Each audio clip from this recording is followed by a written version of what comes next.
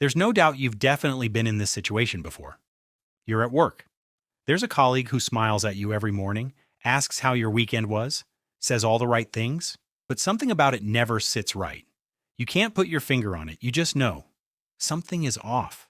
And months later, you find out they've been talking about you behind your back the entire time. You weren't paranoid, you were right. So how did you know? Your brain is processing thousands of microsignals in every social interaction, most of them beneath the level of conscious awareness. Tone of voice, micro-expressions, body language, eye contact patterns, response timing. The almost imperceptible ways someone positions their body toward you or away from you. None of these things register as conscious thoughts, but your brain is cataloging every single one.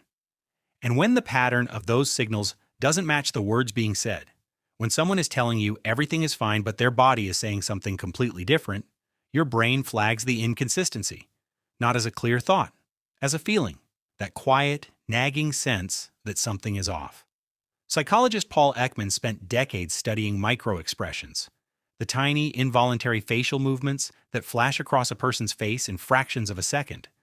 Movements so fast the person making them often isn't aware they're happening, but your brain catches them.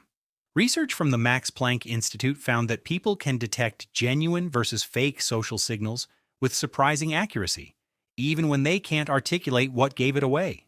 There's also something called thin slicing at work, the brain's ability to make accurate social judgments from very thin slices of experience. Psychologist Nalini Ambady showed that people could reliably detect important social information, including hostility and dislike, from brief exposures of just seconds, not minutes, seconds. Your brain is doing continuous threat assessment in every social interaction. It's scanning for safety, for signs that the people around you are genuinely on your side. And when those signs are missing, when warmth feels performed rather than real, when interest feels forced rather than genuine, your brain raises the alarm, long before your conscious mind catches up. But here's where it gets more complicated, because sometimes the feeling is right, and sometimes it isn't.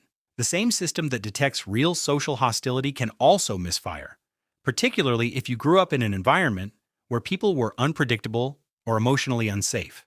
If you learned early that warmth could be withdrawn without warning, that people who seemed fine could turn on you, your threat detection system may be calibrated more sensitively than most, which means you might sense hostility where there isn't any, not because you're paranoid, because your nervous system learned to err on the side of caution in a world that didn't always feel safe.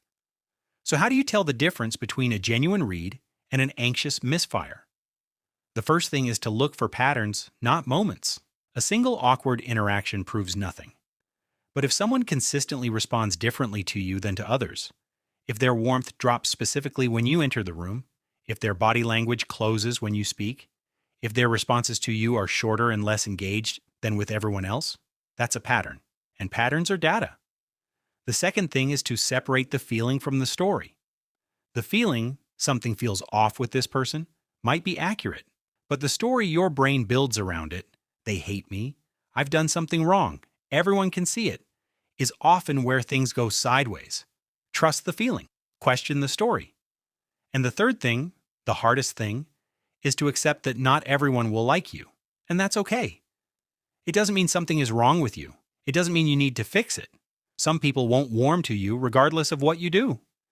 And spending your energy trying to decode why or win them over costs far more than it returns. Here's the truth nobody tells you. The people who are hardest to read are rarely worth the energy it takes to read them.